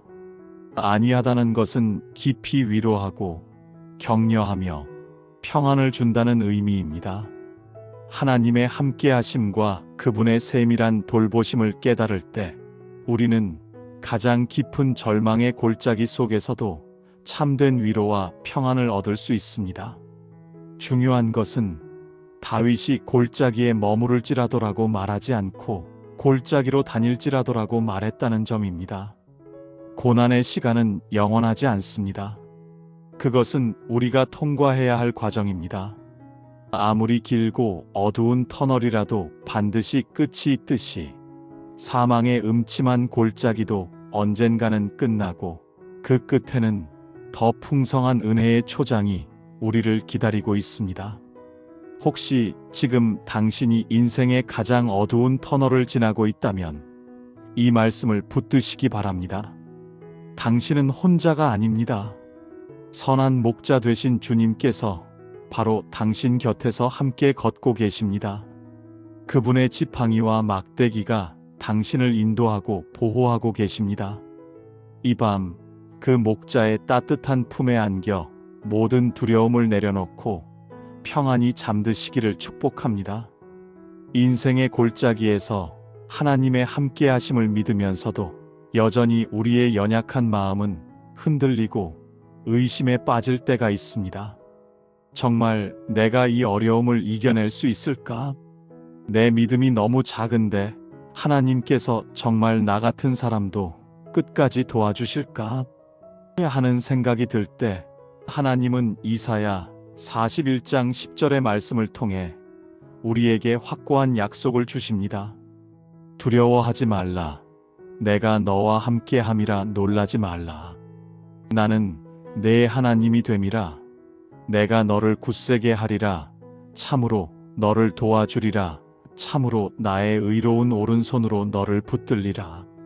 이 말씀은 바벨론 포로 생활로 인해 절망에 빠져있던 이스라엘 백성에게 주신 하나님의 음성입니다. 그들은 나라를 잃고 성전은 파괴되었으며 이방 땅에서 노예처럼 살아가며 모든 희망을 잃어버렸습니다. 하나님께서 자신들을 버리셨다고 생각했습니다. 바로 그런 그들에게 하나님은 가장 강력하고 구체적인 약속으로 찾아오셨습니다. 두려워하지 말라. 놀라지 말라. 하나님은 우리의 감정을 아십니다. 우리가 두려워하고 예상치 못한 어려움 앞에서 당황하며 놀란다는 것을 아십니다. 그래서 먼저 우리의 감정을 만져주시며 두려워할 필요가 없다고 말씀하십니다. 그 이유는 앞서 살펴본 바와 같이 내가 너와 함께하기 때문이며 나는 내 하나님이 되기 때문입니다. 이 세상의 그 어떤 것도 우리의 하나님이 될 수 없습니다. 돈도 권력도 사람도 변하고 사라지지만 우리를 창조하시고 구원하신 하나님만이 영원히 우리의 하나님이 되십니다. 그리고 하나님은 세 가지 참으로라는 강조어를 사용하시면서 우리를 향한 그분의 의지를 분명하게 보여주십니다. 첫째, 내가 너를 굳세게 하리라. 우리가 연약하여 넘어지려 할 때 하나님께서 친히 우리에게 힘을 주시고 강하게 붙들어 주시겠다는 약속입니다. 우리의 힘이 아니라 하나님의 능력으로 우리는 굳세게 설 수 있습니다. 둘째, 참으로 너를 도와주리라. 우리의 지혜와 능력으로 해결할 수 없는 문제 앞에서 하나님께서 확실하게 개입하셔서 우리를 도우시겠다는 약속입니다. 셋째, 참으로 나의 의로운 오른손으로 너를 붙들리라. 이것은 가장 강력하고 인격적인 약속입니다. 오른손은 성경에서 하나님의 능력과 권능을 상징합니다. 그 전능하신 손으로 가장 정의롭고 선한 방법으로 우리를 붙잡아 주시겠다는 것입니다. 아이가 길을 잃을까봐 부모가 손을 꼭 잡아주듯이 하나님은 우리가 인생길에서 넘어지거나 길을 잃지 않도록 그분의 강한 손으로 우리를 붙들고 계십니다. 이 약속의 말씀은 단지 이스라엘 백성에게만 주어진 것이 아닙니다. 오늘을 살아가는 우리, 수많은 인생의 문제들 앞에서 두려워하고 놀라며 자신의 연약함에 좌절하는 우리 모두에게 주시는 하나님의 살아있는 음성입니다. 이 밤 당신을 짓누르는 문제가 무엇이든 이 말씀을 믿음으로 붙잡으십시오. 하나님께서 당신과 함께 하시며 당신을 굳세게 하시고 도와주시며 그의 의로운 오른손으로 붙들고 계십니다. 이보다 더 확실한 보증은 없습니다. 이 약속 안에서 모든 두려움을 떨쳐버리고 아이가 부모의 품에서 잠들 듯 평안히 잠드시기를 바랍니다. 지금까지 살펴본 하나님의 모든 약속, 즉 보호하심과 인도하심, 위로와 도우심의 약속들을 온전히 누리기 위해 우리에게 필요한 것이 있습니다. 그것은 바로 우리 편에서의 결단과 순종입니다. 하나님은 여호수아가 가나안 정복이라는 거대한 과업 앞에서 두려워하고 있을 때 여호수아 1장 9절을 통해 이렇게 명령하셨습니다. 내가 내게 명령한 것이 아니냐. 강하고 담대하라. 두려워하지 말며 놀라지 말라. 내가 어디로 가든지 내 하나님 여호와가 너와 함께 하느니라 하시니라. 강하고 담대하라는 것은 단순한 격려나 권유가 아니라 하나님의 명령입니다. 이것은 우리의 감정이나 느낌에 의존하는 것이 아니라 하나님의 약속을 믿고 의지적으로 선택해야 하는 믿음의 태도입니다. 강함과 담대함은 두려움이 없는 상태를 의미하지 않습니다. 두려움이 있음에도 불구하고 그 두려움에 굴복하지 않고 하나님께서 함께 하심을 믿고 한 걸음 앞으로 나아가는 것이 진정한 용기입니다. 여호수아는 위대한 지도자 모세의 뒤를 이어 이스라엘을 이끌어야 한다는 엄청난 부담감과 자신들보다 훨씬 강해 보이는 가나안 족속들을 정복해야 한다는 현실적인 두려움에 사로잡혀 있었습니다. 그러나 그는 자신의 감정에 머무르지 않고 하나님의 명령에 순종하기로 결단했습니다. 그가 그렇게 할 수 있었던 유일한 근거는 내가 어디로 가든지 내 하나님 여호와가 너와 함께 하느니라는 약속이었습니다. 여호수아는 이 약속을 굳게 믿었기에 인간의 눈으로 볼 때 불가능해 보였던 요단강을 건넜고 견고한 여리고성을 무너뜨렸으며 마침내 가나안 땅을 정복하는 위대한 승리를 경험할 수 있었습니다. 우리 앞에도 크고 작은 요단강과 여리고성이 있습니다. 내일 아침 우리는 또다시 삶의 전쟁터로 나아가야 합니다. 새로운 도전을 시작해야 하고 어려운 결정을 내려야 하며 때로는 우리의 믿음을 시험하는 사람들과 상황들을 마주해야 합니다. 그때 우리에게 필요한 것은 세상적인 지혜나 능력이 아니라 하나님이 함께 하신다는 믿음에서 오는 강함과 담대함입니다. 이 모든 약속의 정점은 예수 그리스도께서 우리에게 주신 가장 위대한 선물, 바로 평안입니다. 요한복음 14장 27절에서 예수님은 십자가를 앞두고 두려워하는 제자들에게 말씀하셨습니다. 평안을 너희에게 끼치노니 곧 나의 평안을 너희에게 주노라. 내가 너희에게 주는 것은 세상이 주는 것과 같지 아니하니라. 너희는 마음에 근심하지도 말고 두려워하지도 말라. 예수님께서 주시는 평안은 그분이 모든 죄와 사망의 권세를 이기신 승리에서 오는 평안입니다. 이것은 환경과 상황을 초월하는 근본적인 평안입니다. 세상이 주는 평안은 문제가 없을 때만 누릴 수 있는 일시적인 것이지만 주님이 주시는 평안은 폭풍우가 몰아치는 인생의 바다 한가운데서도 우리 영혼의 닻을 굳건히 내려주는 영원한 것입니다. 예수님은 이 평안을 우리에게 유산으로 남겨주셨습니다. 우리는 그저 믿음으로 그 선물을 받기만 하면 됩니다. 사랑하는 여러분, 오늘 밤 이 모든 말씀들을 당신의 마음에 깊이 새기시기를 바랍니다. 당신을 안전히 지키시는 하나님, 졸지도 주무시지도 않으시는 하나님, 당신의 모든 염려를 대신 짊어지시는 하나님, 사망의 음침한 골짜기에서도 함께 하시는 하나님, 그의 강한 오른손으로 당신을 붙드시는 하나님, 그리고 세상이 줄 수 없는 참된 평안을 선물로 주시는 우리 주 예수 그리스도를 굳게 의지하십시오. 그 믿음 안에서 모든 불안과 두려움을 내려놓고 하나님의 평강이 당신의 마음과 생각을 지키는 고요하고 복된 밤이 되기를 예수님의 이름으로 축복합니다. 이제 그분의 사랑의 품 안에서 평안히 그리고 깊이 잠드십시오.